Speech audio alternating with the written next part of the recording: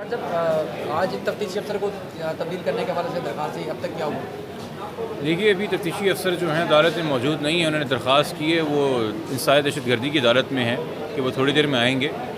मगर साथ में जज साहब का भी एक व्यू है कि चूँकि हमारे यहाँ ईस्ट के अंदर, कराची ईस्ट के अंदर अब सेंसिटाइज कोर्ट्स आ गई हैं, स्पेशल कोर्ट्स आ गई हैं, जेंडर वायलेंस के हवाले से कोर्ट्स आ गई हैं, कि शायद बेहतर है कि वहाँ पे ये दरख्वास्त सुनी जाए चेंज ऑफ इन्वेस्टिगेशन के हवाले से, या ये अदालत भी सुने। दोनों इस बात के मिजाज हैं। वो ये आईओ साहब के आने के बाद बता देंगे। तो लेट आवर्स के अंदर उम्मीद है कि हमें आज एक हियरिंग मिल जाएगी। हमारे जो खदशात हैं वो अपनी जगह पहले भी मौजूद थे जब हमने लास्ट एप्लीकेशन दी थी आईओ को चेंज करने की, मगर उसके बाद जब मेडिकल बोर्ड ने हमारा मौक़िफ़ साबित कर दिया कि बच्ची अंडर एज है, और उसके बाद मीडिया के सामने 5 तारीख को खड़े होके मेडिकल बोर्ड के सारे कंटेंट्स पढ़ना, मगर 6 तारीख को आईओ का अदालत में आके बोलना कि जी मुझे तो पता ही नहीं मेडिकल रिपोर्ट में क्या है, मैंने तो मौसूल ही नहीं की है। या जब ये सारे सहूलतकार जिन्होंने पंजाब में छुपने में और पुलिस से फ़रार अख्तियार करने में मदद की थी ज़हीर की, उनका जब रिमांड था 9 तारीख को, 9 जून को, तो आईओ का उस दिन पुरस्कार तौर पे बीमार होकर ना पेश होना और मेमो ऑफ अरेस्ट भी ना जमा कराना और इंटेरोगेशन रिपोर्ट भी जमा ना कराना, जिससे ज़ाहिर हो रहा था कि पूरी की पूरी गिरफ़्तारी गैर कानूनी, जिसकी वजह से उन 10 लोगों को डिस्चार्ज कर दिया गया। या आईओ साहब का इस कम उम्र की एज के आने के बाद भी मौक़िफ़ अख्तियार करना कि जी इस केस में इन्वेस्टिगेशन करने के लिए कुछ नहीं है। या 7 जुलाई को जब निकाह ख़ां की बेल आर्ग्यू हो रही थी और हमने मौक़िफ़ अख्तियार किया कि जी निकाह ख़ां तो मफरूर था, लाहौर का रहने वाला, कराची से गिरफ़्तार हुआ है, उस वक्त आईओ का कोर्ट को मिसलीड करना और बोलना जी हमने तो लाहौर से गिरफ़्तार किया है, और फिर पुलिस इन्वेस्टिगेशन से आईओ का झूठा साबित होना।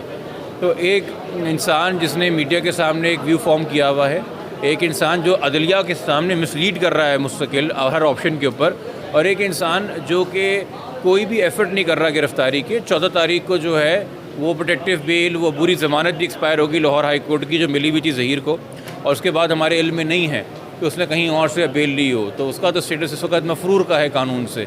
तो उसको गिरफ़्तार करने के लिए भी तक क्या चीज़ें सामने आई हैं, एक रेजिस्टेंस नज़र आ रही है।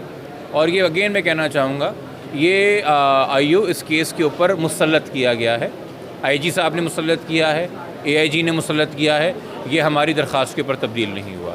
इससे पहले जो आईओ, जो इंस्पेक्टर साहब थे, वो जो भी काम कर रहे थे वो बहुत माकूल काम लग रहा था इनके बनिस्बत, वो बहुत सही सिमत में लेके जा रहे थे इन्वेस्टिगेशन को जैसे होनी है। और पुलिस का जो रोल होता है कि आपने जज नहीं बनना, आपने तमाम तरफ के दलाइल और हक़ाइक़ और मामला देखते हुए एक रिपोर्ट जमा करानी है, वो सिमत में जारी थी।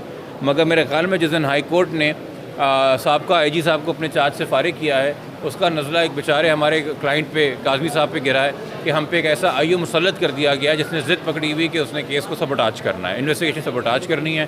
तो इसलिए उसको चेंज करने के लिए हमारी दरख्वास्त पहले भी थी, अब भी है। हमने पुलिस के हुकाम से एक नहीं, एक से ज़ायद बार मुलाकात की है, कल भी उनसे गुज़श्ता रोज़ मुलाकात हुई थी।